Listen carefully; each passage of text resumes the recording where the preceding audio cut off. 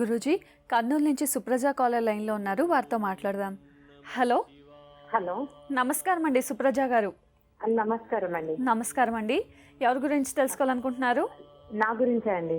తప్పకుండా అండి, మీ నక్షత్రం చెప్పండి. నాకు పూర్వభద్ర నక్షత్రం 3వ పాదం. సరేనండి, మాట్లాడండి గురూజీతో. నమస్తే తల్లి. నమస్తే గురువు గారు, మీకు మా పాదాభివందనం.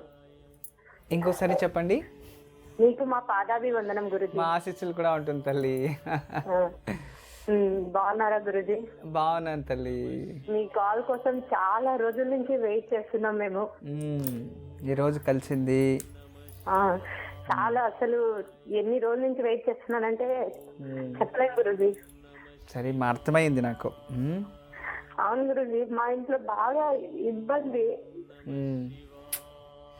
మా డాడీకి మమ్మీకి ఏమో బాగా నా గురించి దిగులు అనమాట. నా పెళ్లి ఎప్పుడైతుంది అని ఇంటి పక్కన వాళ్ళంతా మమ్మీని డాడీని క్వశ్చన్ చేస్తున్నారు, ఏంటి ఇంకా పెళ్లి కావట్లేదా, ఇంకా పెళ్లి కావట్లేదా అని. కానీ వాళ్ళకి ఇంట్లో ప్రాబ్లమ్స్ తెలియదు కదా.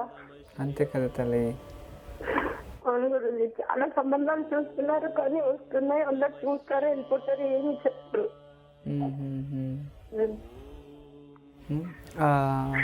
ఏం చదువుకున్నారు తల్లి మీరు? నేను బిఎస్సీ యానిమేషన్ చేశాను గురుజీ. Very good. జాబ్ ఎక్కడైనా చేస్తున్నారా? ఏం చేయట్లేదు. ఇంతకు ముందు జాబ్ చేసేదాన్ని, కానీ అమ్మ ఏంటంటే ఇంట్లో ఉండి వంట పూజలు అన్ని నేర్చుకోవాలి, అన్ని బాగుండాలి అని చెప్పేసి ఇంటికి వచ్చాను. ఓకే. ఎవరు ఏం పూజలు చెప్పినా అవి చేసేదాన్ని గురుజీ. సరే తల్లి, ఇప్పుడు వివాహ యోగం ఖచ్చితంగా అవుతుంది తల్లి. ఏమీ భయపడాల్సిన అవసరం లేదు. పంచమ గురుబలం లేదు, దుస్థానంలో ఉంది. మీరు ఎన్నో కూతురు నాన్నకి? నేను ఒక్కదాన్ని గురుజీ కూతుర్ని. నాకు ఒక తమ్ముడు ఉన్నాడు. ఓకే. ఎగ్జాక్ట్లీ ఇప్పుడు ఏజ్ ఎంత మీది? నాది ఎగ్జాక్ట్లీ 24, జూన్ 6, 1991 గురించి నాది. ఇప్పుడు కాదు తల్లి, ఎందుకు ఇంత త్వరగా మీరు ఎందుకు ఇంత డిప్రెషన్లో ఉన్నారు? ఇంకా చిన్న వయసే కదా తల్లి, ఏదో 30 సంవత్సరాలు 40 సంవత్సరాలు అయిపోయినట్టు బాధపడడం. నాకు కాదు గురుజీ, పాపం మా డాడీని అమ్మని నేను చూసుకోలేకపోతున్నాను అనమాట. ఇంట్లో ఉంటాను కదా, పక్కన వాళ్ళు వస్తారు, ఏంటి మొన్న వచ్చిపోయిన సంబంధం ఏమైంది, సెట్ కావట్లేదు అనే లోపల అమ్మ నాన్న ఇద్దరు బాధపడతారు అనమాట. వాళ్ళని చూసి నాకు బాధ అనిపిస్తుంది. నాకేమో మంచిగా జాబ్ చేసి తర్వాత పెళ్లి చేసుకోవాలని అలా డ్రీమ్ ఉంది నాది. కాకపోతే తాతయ్య కోసం ఇలా వచ్చేసి ఇట్లా పెళ్లికి వచ్చాము. ఒక 5-6 మ్యాచెస్ చూసాం గురుజీ, కానీ సెట్ కాలేదు. సరే తల్లి, ఇప్పుడు మీకు ద్వితీయ పుత్రుడు, రెండో సంతానం అబ్బాయి మీ ఇంటి నుంచి తూర్పు దిశ నుంచి వస్తాడు.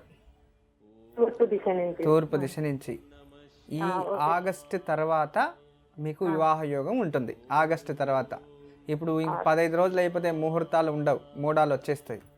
ఆగస్టు తర్వాత గురు స్థానపల్లటం అవుతుంది.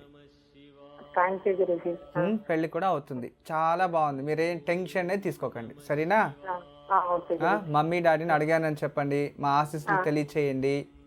మీరు ప్రతి గురువారం దత్తాత్రేయ, దక్షిణామూర్తి, సాయిబాబా ఇలాంటి ఏదైనా గురు దేవాలయము 18 ప్రదక్షిణలు వేసి అడుగు నైదీపం పెట్టండి.